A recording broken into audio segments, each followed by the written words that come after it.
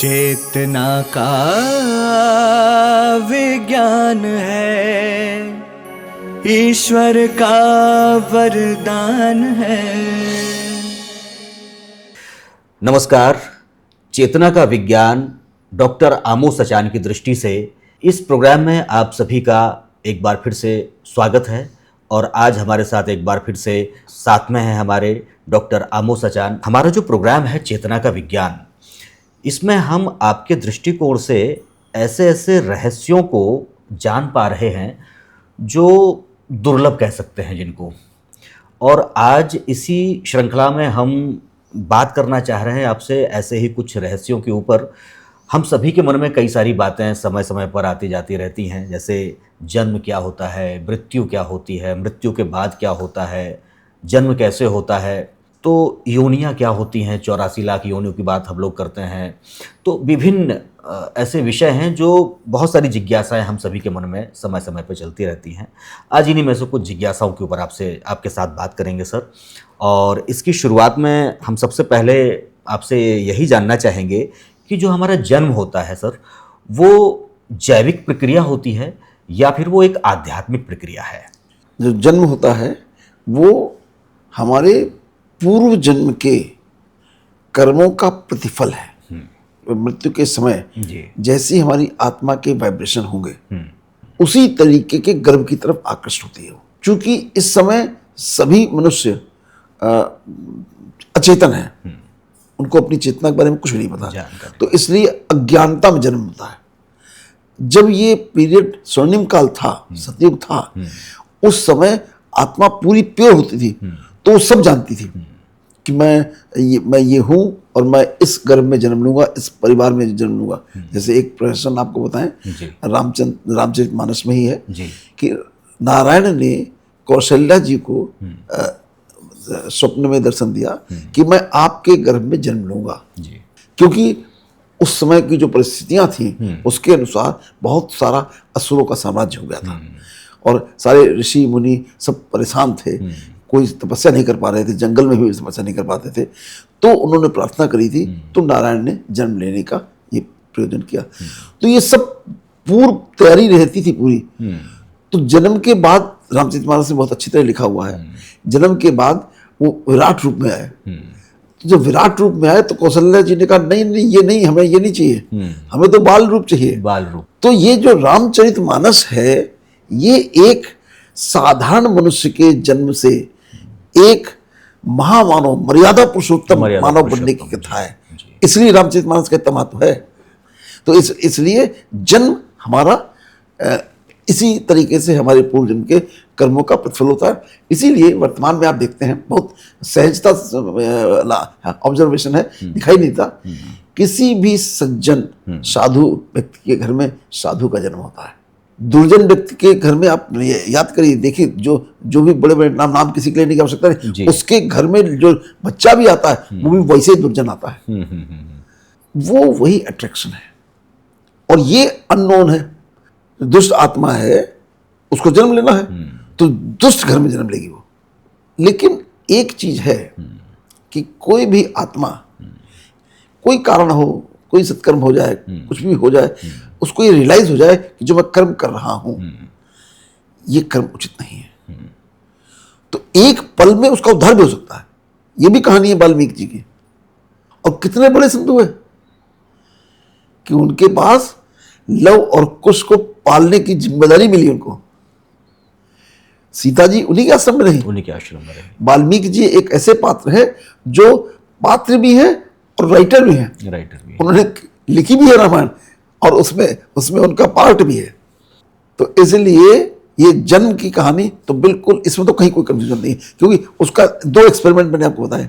एक आदिकाल से बताया रामचरितमानस का, जब सतोप्रधान आत्मा होती थी, और एक वर्तमान में है कि आप किसी घर में देख लीजिए, जैसा डॉक्टर होगा उसके लड़के डॉक्टर होंगे, इंजीनियर होगा उसके घर में इंजीनियर होंगे, दुष्ट होगा दुष्ट होंगे, नेता होगा नेता घर में से आएंगे, और कोई गुंडा बदमाश होगा तो उसके घर में गुंडे पैदा होंगे।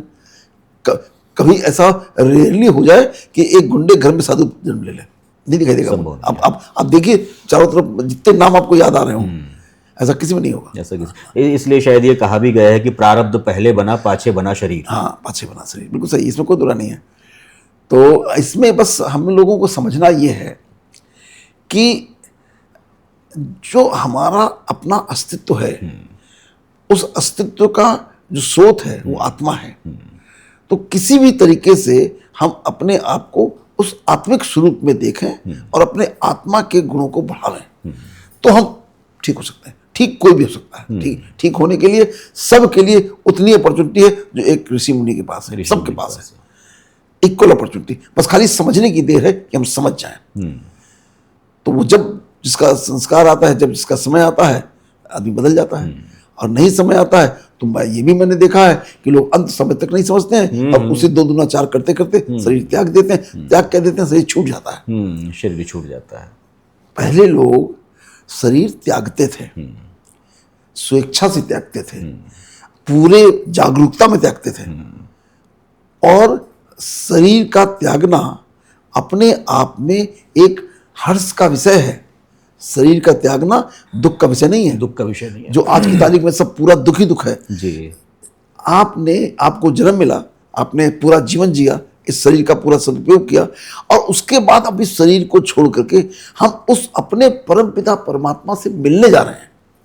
आप इमेजिन करिए, इतने दिन का छूटा हुआ, और अब हमारा वो समय आया है कि मुझसे मिलने जा रहा हूं। तो ये सुखद है या दुखद है? क्योंकि हमारी आसक्ति इन सारे संसार की चीजों में है, और संसार की चीजों से ज्यादा इस शरीर में है, इसलिए दुख का कारण बनता है। ये शरीर हमको बीमार होने के लिए दिया गया था। ये शरीर दिया गया था, इसकी आयु इनिशियल सतयुग के टाइम पर 150 वर्ष है। और आपने वो उस समय जो लोग होते थे उन्हीं को देवी देवता कहते हैं। तो वो देवी देवता की आप कोई भी मूर्ति देख लीजिए, आपको देखेगा उसके कोई बुढ़ापे की निशानी दिखाई देती है। चिर यौवन। तो क्यों होता? उसका कारण ये थे कि आत्मा 100% प्योर थी, पूरी सातों गुणों से संपन्न थी, प्रेम से भरी हुई थी, करुणा से भरी हुई थी, दया से भरी हुई थी, सुख शांति आनंद, और पूरा ईश्वर का ज्ञान था, ईश्वर से कनेक्शन था। तो इसलिए उनके अंदर वो पूरी 100% तेज और वो सब चीजें दिखाई देती। और आपको एक और चीज बता दूं इसी में, कि आपने जब मंदिरों में देखा होगा, मूर्तियों के चारों तरफ एक ऑरा बना दिया था गोल गोल। वो ऑरा पॉजिटिविटी का होता था।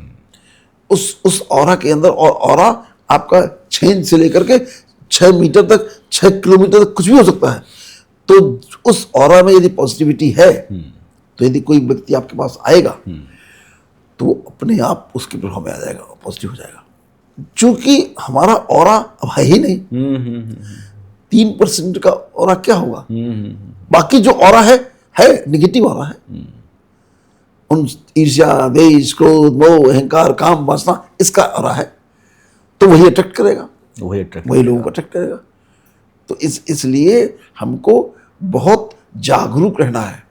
एक बात और लोग बहुत बार बार कहा करते हैं, वो बात भी बहुत ही समझने वाली है, कि आध्यात्मिकता बहुत कठिन है, इसको कैसे फॉलो किया जाए, क्या किया जाए। जबकि वास्तव में आध्यात्मिकता बहुत सहज है, बहुत सुलभ है।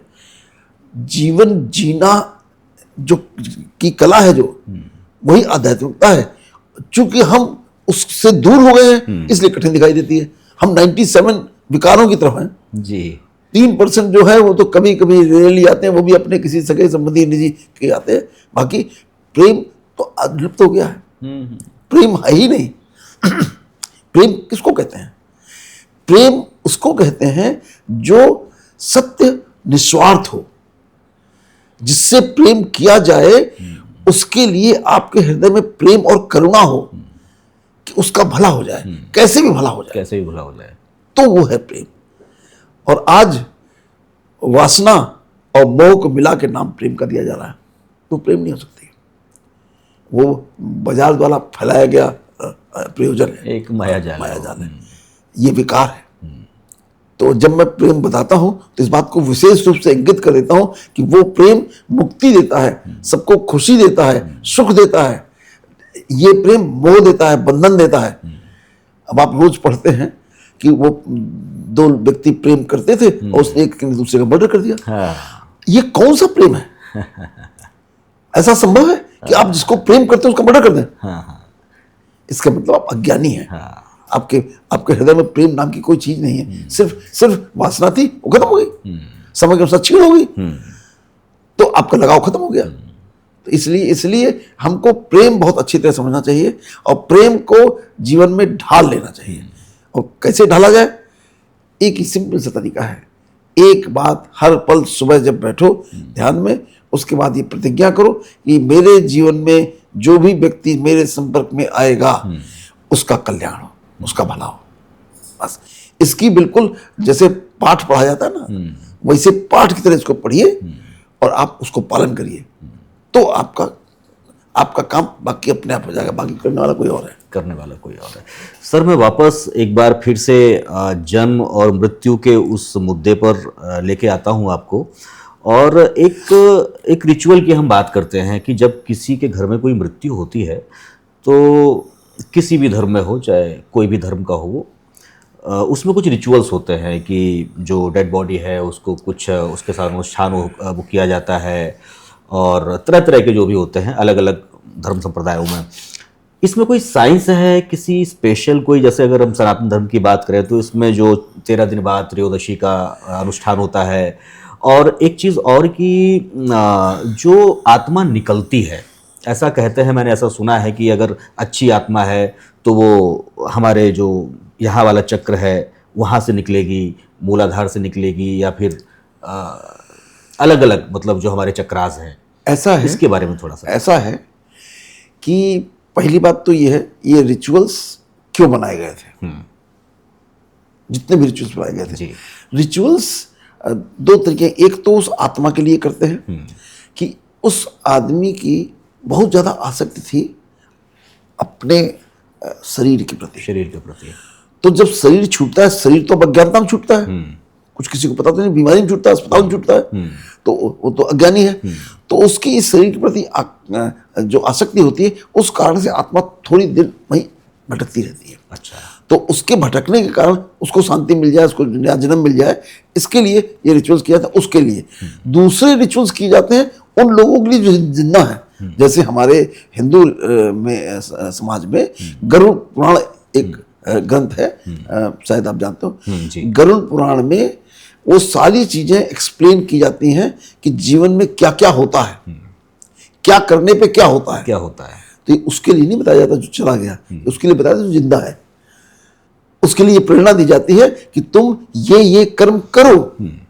मोटे तौर से जीवन जीने की कला बताई जाती है। चूंकि इस समय एक घर में शोक का माहौल है, तो उस शोक के माहौल में शायद ज्यादा जल्दी समझ में आ जाए, वो प्रैक्टिकली दिखाई दे रहा है, तो जल्दी समझ में आ जाएगा, तो शायद ये सुधर जाएगा। इसलिए वो सारी व्यवस्था की गई थी। लेकिन आजकल हो क्या रहा है, आजकल 13 दिन तो छोड़िए, 3 दिन भी कोई जो उसकी याद में रहने को तैयार नहीं है। सीधे पहले दिन से अकाउंट का नंबर पूछे जाते हैं, चाबियों के गुच्छे देखे जाते हैं, बिल देखी जाती है, ये देखा जाता है। कोई किसी के लिए चिंतित नहीं है, और जिसके लिए चिंतित है वो किसी काम नहीं आती, वो किसी काम कर। ये धन सारी संपत्ति प्रभु की है, सबय भूमि गोपाल की, उसी की धन है, उसी की संपत्ति है, हम उसके केयर टेकर हैं, मैनेजर हैं। तो यहाँ पर एक बात बहुत अच्छी है बताने वाली समझ में, कि चूंकि हम मैनेजर हैं तो हमको मैनेजरी बहुत अच्छे से करनी है, क्योंकि मुझे जिम्मेदारी दी गई है। अगर नहीं अच्छे से करेंगे तो ये कोई सांसारिक नौकरी नहीं है, वहां दंड तय है। भाई उसने आपको जागीर का मालिक बनाया कि आप ये करो देखो सब, और आपने उससे चोरी शुरू कर दी, बदमाशी शुरू कर दी, लोगों के साथ विश्वासघात शुरू कर दिया, सब किया, तो अल्टीमेटली वो खाते में लिखा जाएगा। बिल्कुल। तो जब लिखा जाएगा तो आपको उसका दंड मिलेगा। तो इसलिए और अच्छा किया है तो अच्छे से पुरस्कार मिलेगा। तो हमको हर पल ये ध्यान रखना चाहिए कि हम सद्कर्म करें, कोई भी विकर्म न करें, और हर एक आत्मा के लिए अच्छे भाव रखें। तो ये सब धीरे धीरे करके आप इंप्रूव कर सकते हैं, जानकारी में भी कर सकते हैं, और ध्यान की विधियों के द्वारा करें तो तेजी से कर सकते हैं। सर, आपने अपने जो शुभाशीष हमें सबको दिए, अपनी जो विचार, आपने सुविचार हमारे साथ जो शेयर किए, उसके लिए हम सभी आपके बहुत बहुत आभारी हैं एक बार फिर से। और कार्यक्रम की अगली कड़ी में हम आपसे फिर से एक बार रूबरू होंगे और आपकी दृष्टिकोण को एक बार फिर से हम जानने की कोशिश करेंगे। तब तक के लिए डॉक्टर साहब, नमस्कार। नमस्कार।